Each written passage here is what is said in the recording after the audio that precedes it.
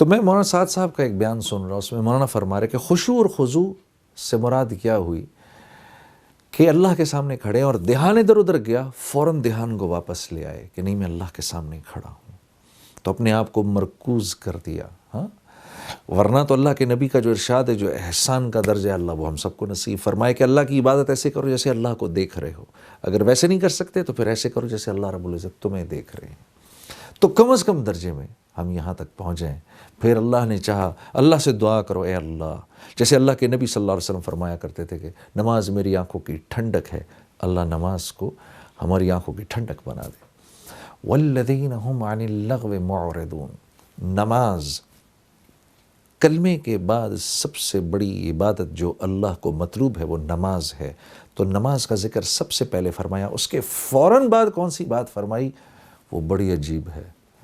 اس کے بعد روزہ رکھنے کو نہیں فرمایا، زکوٰۃ دینے کو نہیں فرمایا، حج کرنے کو نہیں فرمایا. اس کے بعد فرمایا مومنین میرے کامیاب بندے وہ ہیں جو اپنا ٹائم ضائع نہیں کرتے، فضول کاموں میں اپنے وقت کو ضائع نہیں کرتے. امام ابو داؤد رحمہ اللہ نے روایت میں آتا ہے کہ 1.5 لاکھ احادیث کا مطالعہ کیا. فرماتے ہیں، پھر فرماتے ہیں میں نے اس میں سے تقریباً 1,500 احادیث نکالی. ان میں سے 4 احادیث جو تھیں وہ ان 1,500 احادیث کا نچوڑ تھیں.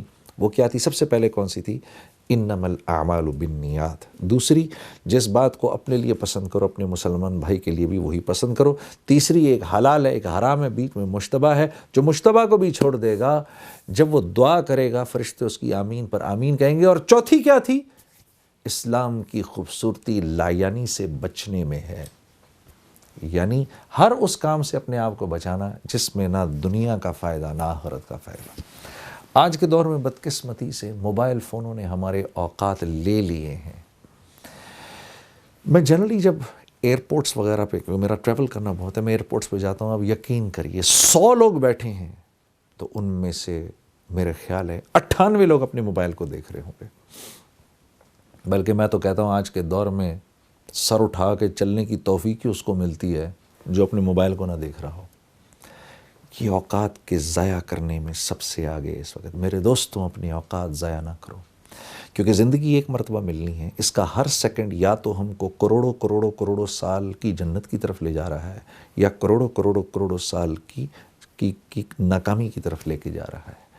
اور ان ربک لبالمرصاد.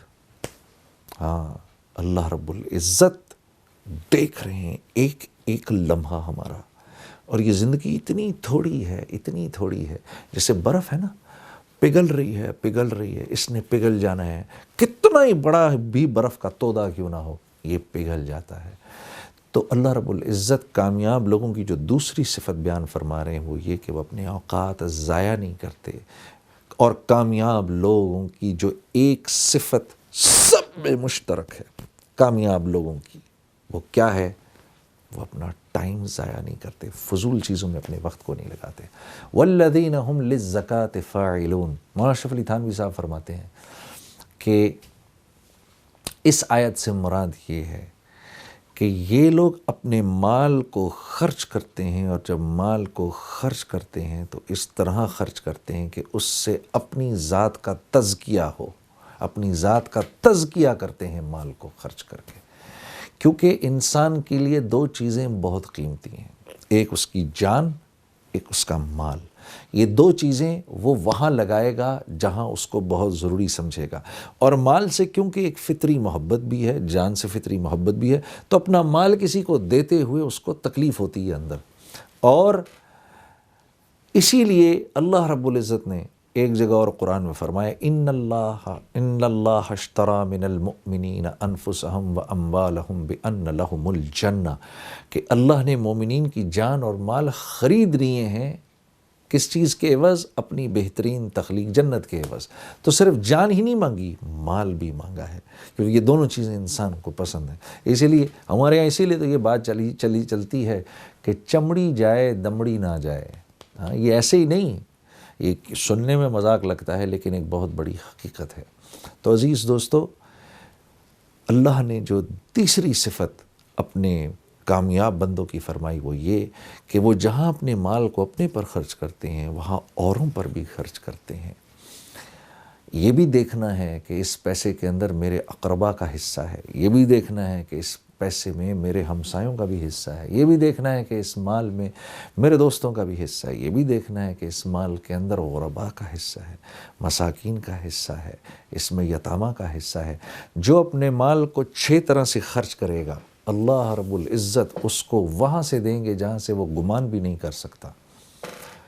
اپنے اوپر، عزیز و اقربا پر، والدین پر، جو غربا ہیں ان پر، جن کی گردنیں پھنسی ہیں ان پر، اور اللہ کے راستے میں۔ جو اپنے مال کو اس 6 طرح سے خرچ کرے گا، اللہ رب العزت اس کو وہاں سے رزق دیں گے جہاں سے وہ تصور بھی نہیں کر سکتا۔ والذین هم لفروجہم حافظون، اور وہ حیا کے پیکر ہوتے ہیں، بے حیائی کی کسی کام کو نہیں کرتے، ان کی آنکھ ادھر ادھر نہیں پھرتی، ان کے کان فضول بکواس نہیں سنتے، ان کی زبان سے کوئی بے حیائی کا جملہ نہیں نکلتا، ان کا دماغ کوئی بے حیائی کی بات نہیں سوچتا۔ کوئی نامحرم سامنے آئے، اسی وقت آپ نے نظریں جھکا لیں، اللہ کے نبی صلی اللہ علیہ وسلم کے ارشاد کے مطابق اسی لمحے تیرے پچھلے سارے گناہ معاف ہو جائیں گے۔ ہاں، اور اللہ رب العزت ایمان کی ایسی حلاوت نصیب فرمائے گا دل کے اندر کہ جب آپ نماز میں کھڑے ہوں گے تو اس حلاوت کو محسوس کریں گے۔ دل کو 4 راستے جاتے ہیں، نظر سے، کان سے، زبان سے اور دماغ سے۔ یہ 4 پائپ لائنیں دل کے اندر جا رہی ہیں۔ ان میں سے کسی ایک پائپ لائن کے اندر گندا پانی گیا تو سارے دل کے اندر گند اور بدبو اور تعفن پھیل جائے گا۔ پھر یہ جب نماز میں تو دل ہی نہیں لگے گا، قرآن دیکھنے کو تو دل ہی نہیں لگے گا، اللہ کی بات سننے کو تو دل ہی نہیں لگے گا، سچ بولنے کو دل ہی نہیں کرے گا تو یعنی وہ کوئی ایسا کام نہیں کرے گا جس پر دل پر بوجھ آئے، وہ کوئی ایسا کام نہیں کرے گا جس پر نفس پر بوجھ آئے۔ ہاں، اگر جھوٹ بولنے سے نفس پر بوجھ آ رہا ہے تو بول دے گا، نماز پڑھنے سے نفس پر بوجھ آ رہا ہے نماز چھوڑ دے گا، کیونکہ 4 لائنوں میں سے ایک لائن سے گندا پانی جا رہا ہے، دل اندر سے گندا ہے۔ جب دل منور ہوتا ہے، صاف ستھرا ہو جاتا ہے، تو پھر بے حیائی کا کوئی کام نہیں کیا جاتا میرے دوستو۔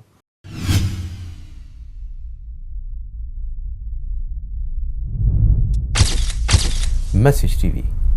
This is your channel. This is your channel.